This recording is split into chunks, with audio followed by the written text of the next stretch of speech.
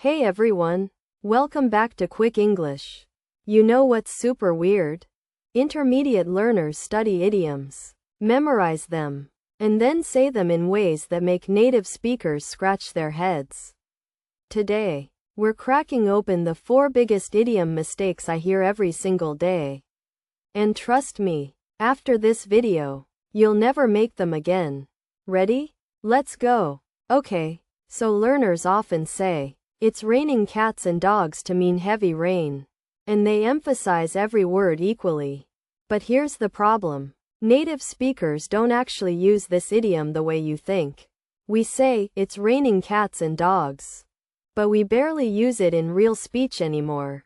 It sounds old-fashioned, like something from a storybook. What do natives actually say? It's pouring, it's bucketing down, or just heavy rain.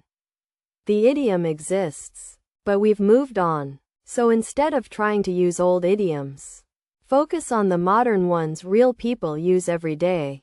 Here's a funny one. Learners understand break a leg means good luck, especially before a performance. But some still hesitate before saying it, because they're thinking about the literal meaning. The real mistake?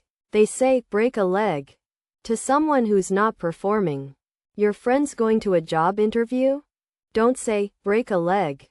You sound confused. Break a leg is only for performances, theater, concerts, presentations on stage. For interviews, exams, or sports competitions, just say, good luck.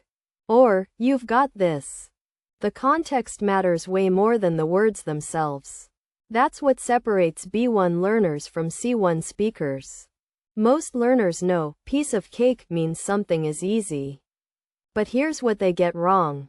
They say it with the wrong emotional tone. They say it too formally, like they're reciting a textbook. Native speakers say, "That's a piece of cake," with enthusiasm, sometimes even with a slight laugh. It's casual, confident, almost cocky. Also, big mistake here. Learners often use it before doing something. This exam will be a piece of cake.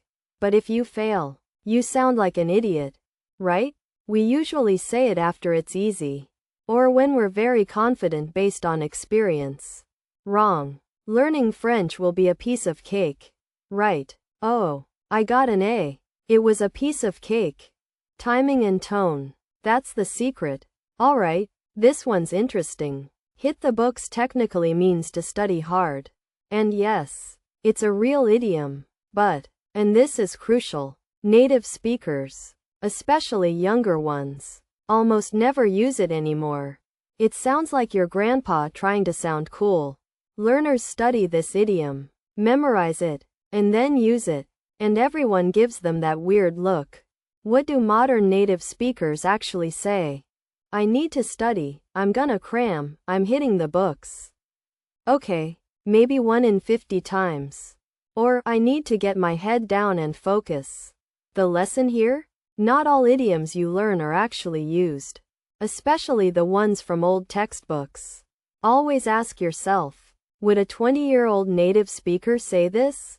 If the answer is no, skip it. So here's the thing, and this is the real secret that separates advanced learners from average ones.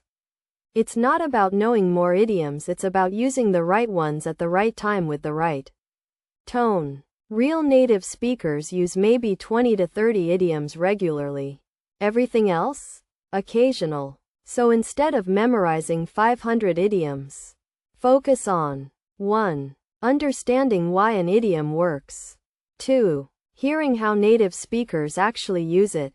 And 3. Practicing it in context. Watch shows. Listen to podcasts. Notice when natives use idioms. That's how you sound natural. Not from textbooks. From real life. If you found this helpful, smash that like button. Subscribe for more quick English lessons. And let me know in the comments, which idiom confuses you the most. Let's clear it up together. Thanks for watching, and I'll see you in the next one.